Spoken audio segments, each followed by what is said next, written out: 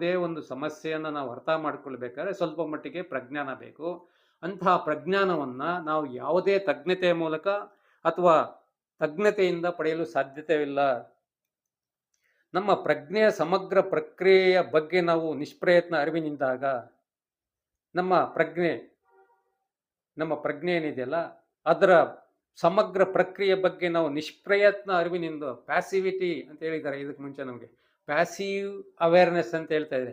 ಅರಿವಿನಿಂದಿರುವಾಗ ಎಂದರೆ ಯಾವ ಥರ ಪ್ಯಾಸಿವ್ ಅವೇರ್ನೆಸ್ ಆಗಿರೋದು ಅಥವಾ ನಿಷ್ಪ್ರಯತ್ನ ಅರಿವಿನಿಂದ ಇರೋದಂದರೆ ಯಾವುದು ಸರಿ ಯಾವುದು ತಪ್ಪು ಎಂದು ಚುನಾಯಿಸದೆ, ಇದು ಸರಿ ಇದು ತಪ್ಪು ಎಂದು ಚೂಸ್ ಮಾಡಿಕೊಳ್ಳದೆ ಚುನಾಯಿಸದೆ ನಮ್ಮ ಬಗ್ಗೆ ನಾವು ಆಯ್ಕೆಯಿಲ್ಲದ ಅರಿವಿನ ಸ್ಥಿತಿಯಲ್ಲಿರುವಾಗ ಮಾತ್ರ ನಮ್ಮ ಬಗ್ಗೆ ನಾವು ಯಾವುದೇ ಚಾಯ್ಸ್ಲೆಸ್ ಅವೇರ್ನೆಸ್ ಅಂತ ಹೇಳ್ತಾ ಇದ್ರೆ ಆಯ್ಕೆ ಇಲ್ಲದ ಅರಿವಿನ ಸ್ಥಿತಿಯಲ್ಲಿರುವಾಗ ಮಾತ್ರ ಪ್ರಜ್ಞಾನ ಅಸ್ತಿತ್ವಕ್ಕೆ ಬರುತ್ತದೆ.